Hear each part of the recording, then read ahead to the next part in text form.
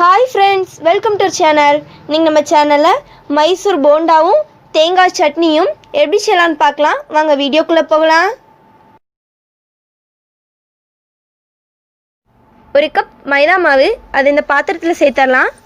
நம்ம எந்த கப்புக்கு மைதா மாவு அளந்தோமோ அதே கப்புக்கு அரை கப் கடலை மாவு, 3/4 கப் புளிக்காத கெட்டியான தயிர்,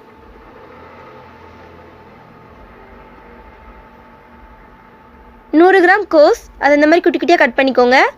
ஒரு பெரிய வெங்காயம் குட்டி குட்டியாக கட் பண்ணது, ஒரு சின்ன துண்டு இஞ்சி அதை தோல் நீக்கிட்டு துருவி எடுத்துக்கோங்க.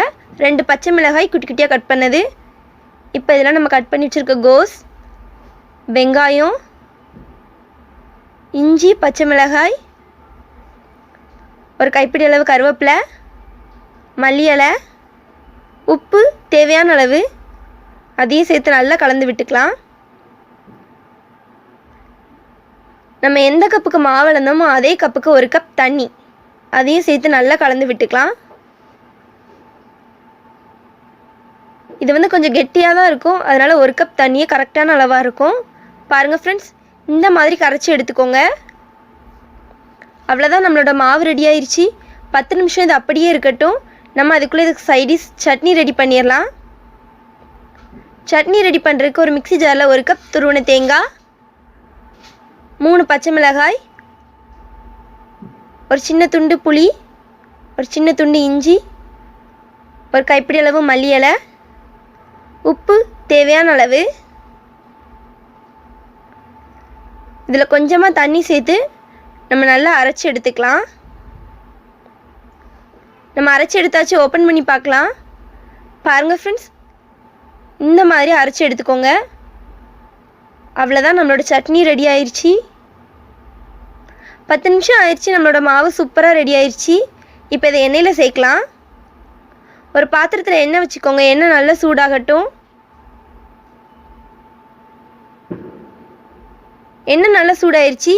இப்போ நம்ம ரெடி பண்ணி வச்சுருக்க மாவை கையை வச்சு இந்த மாதிரி எடுத்து நம்ம எண்ணெயில் சேர்க்கலாம்.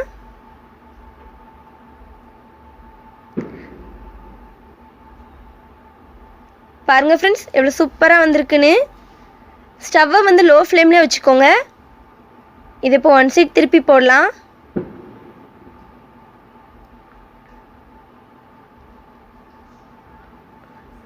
நமக்கு 2 சைடுமே சூப்பரான கலரில் கிடச்சிருக்கு.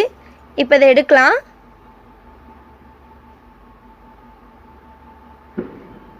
இதை இப்போ வேறு பாத்திரத்தில் மாற்றி வச்சிடலாம். இப்போ அதே மாதிரி மாவை நம்ம எண்ணெயில் சேர்த்துக்கலாம். 1 சைடு இதை திருப்பி போடலாம். இப்போ இதை எடுத்து வேறு பாத்திரத்துக்கு மாற்றி வச்சிடலாம். பாருங்கள் ஃப்ரெண்ட்ஸ், நம்மளோட மைசூர் போண்டா அண்ட் சட்னி சூப்பராக ரெடி ஆயிடுச்சு. ரொம்ப ஈஸியாக செய்யலாம், டேஸ்ட்டும் சூப்பராக இருக்கும். நம்ம இதில் வெஜிடபிள் சேர்த்துருக்கனால உடம்புக்கு ரொம்பவே நல்லது. நீங்களும் செஞ்சு பாருங்கள். இந்த வீடியோ உங்களுக்கு பிடிச்சிருந்தா தாயம்மாள் சமையலுக்கு சப்ஸ்கிரைப் பண்ணுங்கள்.